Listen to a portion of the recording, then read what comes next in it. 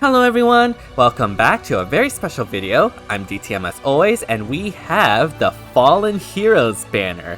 This banner has been hugely anticipated, especially after last year, but does it meet the hype? And are these units worth pulling for? Well, we'll be analyzing these units, discussing their best builds, and answering the question of whether or not you should summon on this banner. And yeah, before we get into that, be sure to like, subscribe, hit the bell, all that jazz helps for the channel. Only takes 5 seconds to subscribe, but it truly does help out this channel a lot. And I really do appreciate all this constant support. We're so close to 900 subscribers, so it would definitely mean the world if you subscribe if you haven't already. And yeah, the first unit of this banner is Fallen Lilith. So Fallen Lilith is a red flying dragon. Her preference weapon, Silent Power, allows her to teleport within 2 spaces of a support partner from anywhere across the map. So it is basically a power crept version of OG Lilith, but instead of just teleporting to a space adjacent of her support partner, this is within 2 spaces. So definitely it provides a lot more mobility. In addition, at the start of the turn, she grants herself and her support partner no follow-up if they are within 3 spaces of each other. And just granting this no follow-up as a status effect is extremely powerful support, as legendary male Lilith can attest to. She also gets all stats +5, but honestly, that is not exactly the biggest thing. What's more interesting is that she comes with Speed Smoke 4, which is a new line of skills. The tier 4 version of these smoke skills apparently. The noteworthy thing here is that it grants you dodge after combat. And it's also noteworthy that there is no restrictions to the inheritance of this smoke skill except for staff units. So you can give your flying units, your cavalry units, your armor units, or even double up on infantry units. You can give them all damage reduction, which is kind of insane if you think about it. Although the one thing that prevents this from being really too powerful is the fact that you have to go into combat and survive in order to actually get the dodge effect. But regardless, being able to get dodge on flyers and such is really strong. And Lilith herself is an amazing follow-up and support unit. She is of course incredible for Gale Force in ARO, just like her normal version is, except now she's even better because of the additional mobility and range. And also she's actually a really good unit for Summoner's Duels, as say you have a raid boss strategy that Fallen Lilith is supporting, you can give your raid boss no follow-up and also provides extra threat in the form of Lilith. I can just see this being used on something in conjunction with Legendary Eliwood, who also grants bonus doubler, to, I'd say, Noe's. And that actually has really good synergies, because then Fallen Lilith can take out the green threats, while Noe can basically take out all the other threats. Of course, it just doesn't have to be Noe, that was just an example, but you can see how you can use her in that follow-up capacity for something like Summoner's Duels. And regardless of all of that, being able to grant allies no follow-up is extremely powerful support. Now granted, it is only to 1 unit, but most of the time you're only going to be supporting 1 unit anyways. And yeah, no follow-up is extremely powerful, especially with all the auto doubles and follow-up denials that we have currently in the game. So as for her builds, you can keep it simple and just run her base kit and slap Blade Session on it, and honestly, you're good to go. You can use her in that way for anything in Summoner's Duels or even Aether Raid's offense. If you want to get a bit more creative, you can use Near Trace on Lilith. Now, how Near Trace works with her teleport is that it reduces her remaining actions, so to speak, to 0, or movement to 0. But because Near Trace is Rem +1, she will always have 1 additional movement, even after teleporting. And this is extremely powerful in Gale Force, for example, where if you teleport in, knock an enemy out, then move 1 space to be in a position to trap an enemy, for example. I've had situations like that with Reagan, where I just warp in, take out 1 unit, and then move 1 space to trap a unit. And Lilith can produce something similar, except not have to rely on Wings of Mercy. Double Savage Blow is not necessary, you can still run Blade Session on that, but yeah, she is super strong as a follow-up or a support unit. And I mean, if you're running her as a support, I guess you can do like drive skills on the DNS, but I think her best option is to utilize her teleporting capabilities and do that follow-up or warping role, so to speak. And yeah, the next unit we have on this banner is Fallen Ninian. So Fallen Ninian is extremely unique, the first Fallen Dancer, if I recall correctly, and she comes with Enveloping Breath, which effectively gives her a dance ruse effect, similar to Triandra. What this does is that if she dances an ally, she inflicts attack res -7 and guard in the cardinal directions of herself and that ally she just danced. In addition, it also grants her speed res +6 during combat, but honestly you really shouldn't be using her in combat because that attack stat is really sad, so please don't. What makes her really unique though is Call to Flame, her preference dance skill, which grants to her danced ally attack +6 and special acceleration. In addition, if she dances a dragon ally, that dragon ally grants +1 movement in as well. So she is an absolutely amazing support dancer. Being able to give that special acceleration is huge. As for like anything, for tanks, it allows them to not need to run breath skills and instead like a mystic boost or a form skills to better increase your bulk and not have to rely on supports like Thor or Brave Lucina. And it's also useful for like Gale Force strategies, so an initiator doesn't have to run Heavy Blade or Flashing Blade. Now the thing that holds Fallen Ninian a bit back on that is that she can only give this effect to one unit, as opposed to something like Thor that can give it to basically any unit within 2 spaces within her. But still, again, this dancing skill is super cool and super unique. The additional movement she grants to Dragon Armors is also really strong for helping Dragon Armors, for example, overcome their mobility issues. Units like Halloween Myr, Ascendant Idun, and the armored unit on this banner, which we'll get into later, would really appreciate the extra movement in something like Summoner's Duels to help them get into position better and be able to apply that immediate protection faster. So that extra movement really helps with that. And in addition, inflicting that ruse with a guard is very powerful as something on Aether Raid's defense, for example, or even in Summoner's Duels. Now, having weak offenses is a downside, but she is a dancer, so it shouldn't be a problem except for Summoner's Duels, and is actually really good for Aether Raid's defense because it allows the AI to prioritize dancing as opposed to going in and attacking, unlike other dancers. Triandra. But yeah, as for her builds, honestly, as a dancer, she doesn't really need much. In fact, she synergizes really well with B-Dual Infantry 4 with Oddpult Tie in her base kit, so you can just slap in HP +5, and in something like Aether Raid's defense, that will allow her to pulse down the enemy, like Reagan, for example, or maybe a Fjorm or Hardy Fighter Vectors, and that will be very strong on defense. If you're using her on offense, I would recommend Even Pulse Tie instead. Other skill options include Sudden Panic, again taking advantage of HP stacking and inflicting even more penalties on the enemy, and you can even run something like Infantry Pulse to provide support, like especially with going with a theme of trying to get specials to proc. Infantry Pulse is a great way to do that, and just provides more of that special acceleration.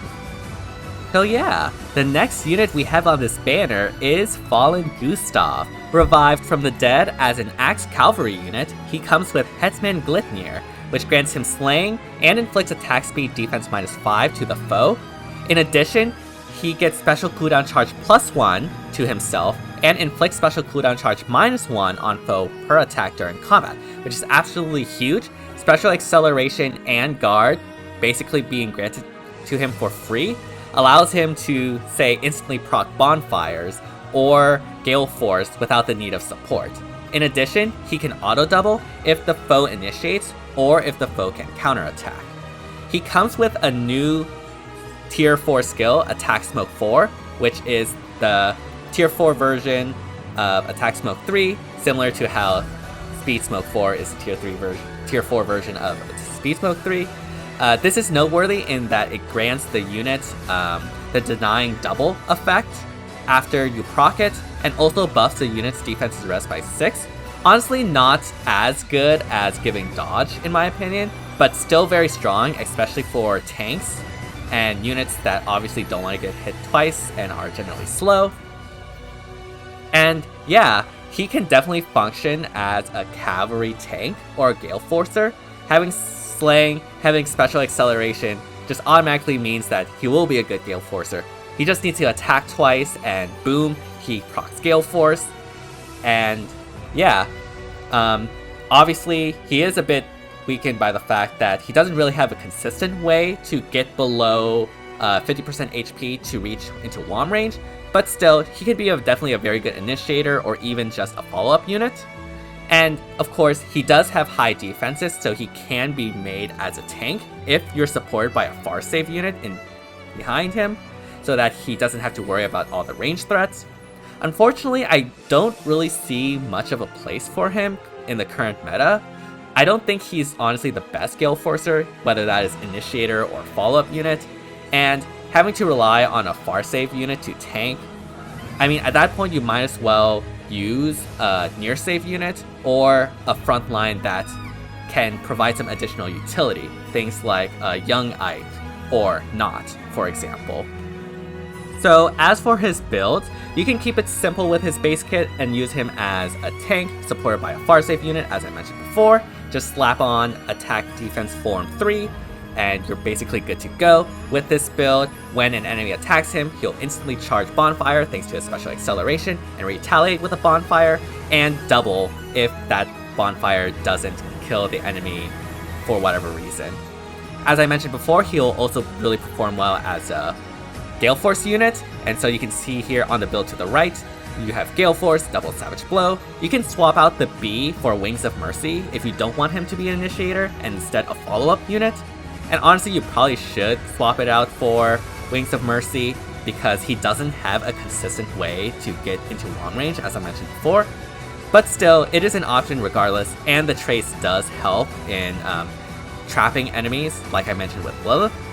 But yeah, unfortunately, I don't really see him having much of a place in the current meta. That might change in the future, but as of now, I would say he's probably the most underwhelming of the batch. But yeah, on to the next unit, we have what is the star of this banner, Fallen Rhea. Fallen Rhea is a colorless dragon armor, and that immediately inspires comparison with Fallen Edelgard. But Fallen Rhea is honestly so different from Fallen Edelgard that it kind of makes no sense to compare them. She comes with Ruinous Frost, which grants her Slaying, gives her attack +6, inflicts attack -6 to the foe. She also gets Wary Fighter, which I'm not the biggest fan of, but it's an effect nevertheless.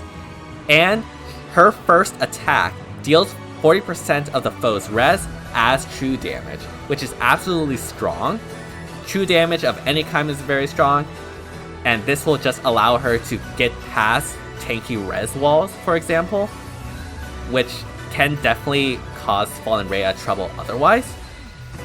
She also comes with True Dragon Wall, her preference B, which grants her 60% damage reduction maximum for the first combat of the phase, and 40% damage reduction afterwards. Both are res based, so it's basically Dragon Wall, but better. And in addition to that, it gives her 7 HP healing not only after combat like Mystic Boost, but at the start of the turn as well. So as you can see, she is definitely a very strong save option, and definitely will be a premier near save option, as a dragon, she can avoid Wind Sweep from units like Brave Alm or Bandit Kemp, for example, and can even retaliate back instantly with an Iceberg proc if you run Warding Breath on her, thanks to her slaying effect on her weapon. However, she only makes like an okay far save as opposed to Ascendant Idune, as I think you kind of have to revamp her entire kit. And having armor weakness, unlike Ascended Idun, is a problem. We do have dual Chroms out in the wild after all. Now, as of recording, I do not have the simulations for dual Chrom versus Fallen Rhea, so that'll be a key matchup. But regardless, like, lethality just ignores True Dragon Wall, so units like Yuri will definitely be able to cut through, or at least do significant amount of damage to Fallen Rhea, and True Dragon Wall does nothing to stop that. And I don't think she really outclasses Brave Hector or Ascended Idun as a far safe unit, to be perfectly honest. So as for her build, I think that running her just base kit, slap on Warding Breath and Iceberg, and boom, you're good to go as a really good near safe unit. As I mentioned before, with that slaying and Warding Breath, Iceberg will get charged when the enemy hits you, and so you can retaliate back with an Iceberg. And with that Iceberg, with the true damage from the res, hopefully you should be able to one-shot the enemy back, because you have Wary Fighter. That might not happen for those that have damage reduction, unfortunately, but again, we'll have to wait and see. You can also try to run her as a far safe unit. I think it can work, although I personally don't think it's the best role for her. Running distance stance obviously allows you to counterattack, because unlike Fallen Edelgard, she doesn't have DC in her weapon, and also provides extra res for the Iceberg. And of course you need DR far save in order to far save.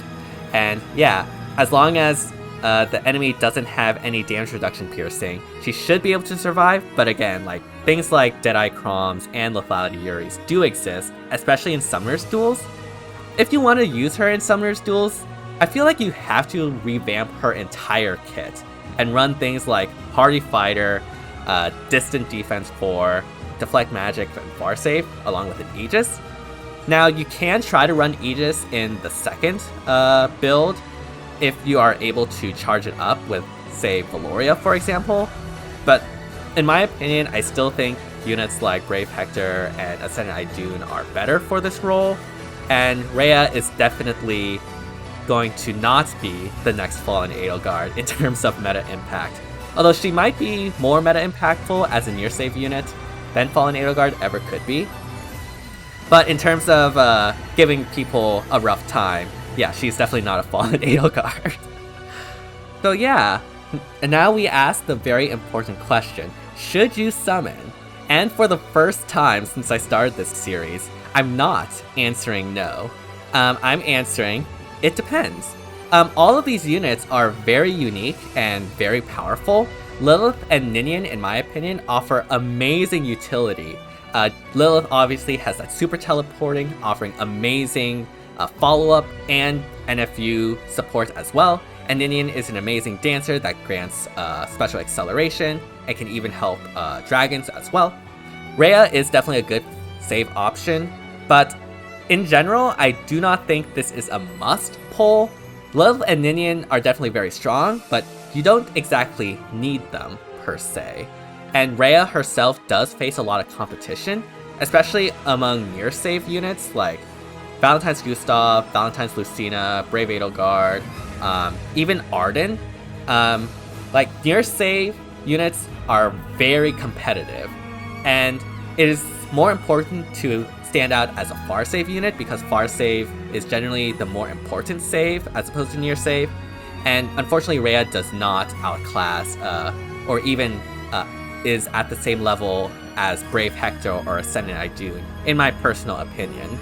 And even though the new smoke skills are very nice, in general, do not summon for fodder.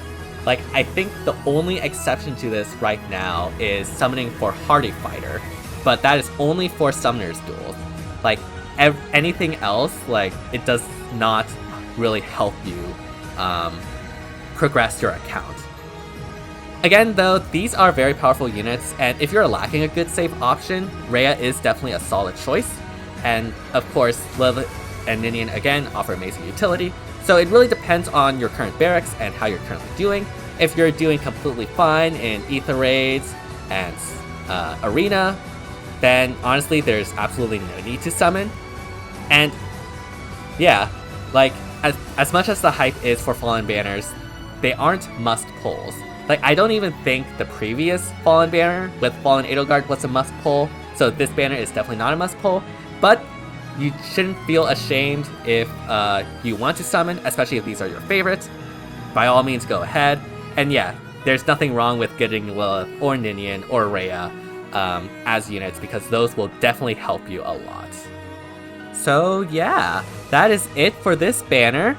Fallen banners are always some of my favorite banners, and this year is no exception. I love everyone on this banner, especially Fallen Lilith. I never knew I needed Fallen Lilith until I saw her in the trailer. She was just so good. And although I don't think this banner will have the, let's just say, same impact that the previous one had on the community, if you know what I mean, these are still very strong units and have gorgeous art. So I'm honestly still considering whether or not I want to summon on this banner.